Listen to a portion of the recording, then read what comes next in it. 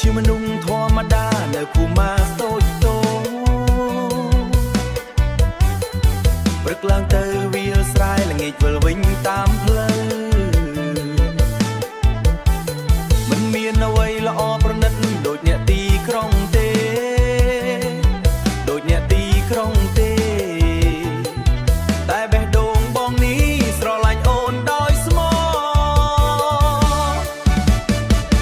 បងនាងភូមិម៉ាស់ងើស្រឡាញ់អូនពិតពិតពិតងើគ្មានពាក្យសន្យាធំធំតែមានចិត្តស្មោះដួងជីវិតក្រីក្រ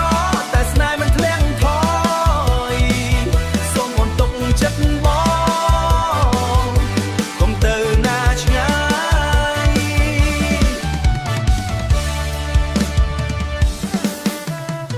ឃើញអូនដើរតាមផ្លូវក្រោមពន្លឺថ្ងៃល្ងាចបេះដូងបងញ័រចិត្តពេលអូនញញឹមមកសំលៀកបំពាក់សាមញ្ញតែស្រស់ស្អាតជាងគេអូនគឺជាហ៊ុនគេអូនគឺជាអ្វីទាំងអស់នៅក្នុងចិត្តបងនាងភូមិម៉ាស់ងើស្រឡាញ់អូនម្នាក់ងើ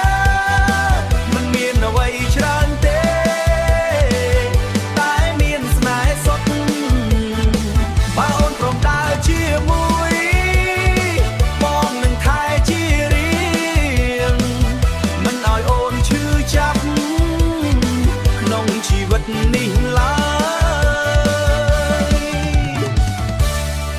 ថ្ងៃណាអូនទទួលស្នេហ៍ភូមិម៉ាស់នឹងคล้ายជាសួនសុខបងនឹងខិតខំធ្វើការងារដើម្បីអនាគតយើងទាំងពីរបងអ្នកភូមិម៉ាស់ស្រឡាញ់អូនជានិច្ច